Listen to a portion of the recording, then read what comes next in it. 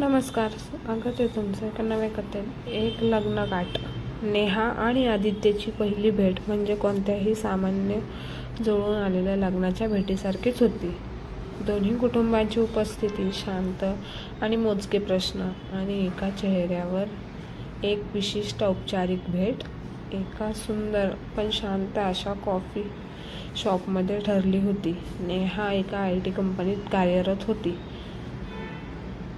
मनात थोडीशी अंशक होती. लग्नासाठी तिची तयारी होती, पण तिची अपेक्षा होती की तिचा जोडीदार हा तिच्या आयुष्यात एक मित्र म्हणून यावा, केवळ एका जबाबदारीप्रमाणे नाही.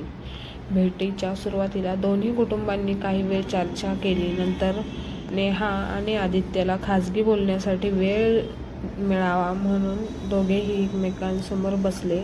कॉफीचे कप टेबलवर होते आणि वातावरण हलके पण गंभीर होते. आदित्य, नेहाने शांतता भंग केली.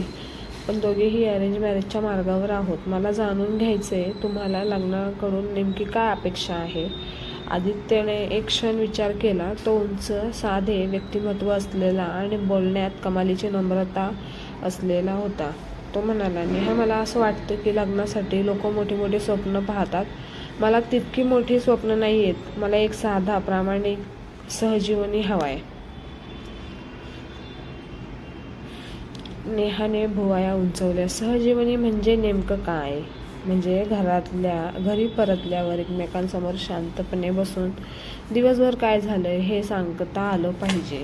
यशस्वी झालो तर आनंद व्यक्त करायला आणि अपयशी झालो तर धीर द्यायला हवं. मला असं कोणीतरी हवं आहे, जी माझी पहिली मैत्रीण असेल, नंतर पत्नी. आदित्यच्या आवाजात एक विश्वास होता जो नेहाला आवडला. नेहा हसली. मलाही तेच हवंय, कारण मला कामावरून परत घरी आल्यावर दुसऱ्या बॉसला सामोरं जायचं नाहीये. त्याच्या चेहऱ्यावर हलकेसे हास्य उमटले. आणि मला असं कोणी नकोय जी माझ्यावर सतत नियंत्रण ठेवल. मी मोकळ्या स्वभावाचा आहे. त्याची चर्चा कामावरून, आवडीनिवडीवरून गेली. आदित्यला जुन्या मराठी कथा वाचायला आवडत होत्या आणि नेहाला सामाजिक कार्याची आवड होती. सर्वात महत्त्वाचं म्हणजे त्या दोघांच्याही आयुष्यात शांतता आणि स्थिरता या मूल्यांना खूप महत्त्व होतं. भेटीच्या शेवटी जेव्हा त्यांच्या कुटुंबांना बोलण्याची वेळ आली तेव्हा नेहाने अचानक विचारले, आदित्य, तुम्ही गंभीर आहात ना? आदित्य तिच्याकडे पाहिलं. त्याची नजर स्थिर आणि स्पष्ट होती. त्याने क्षणभर ही न डगमगता उत्तर दिलं, माझ्या अपेक्षा साध्या असल्या तरी माझा निर्णय गंभीर आहे.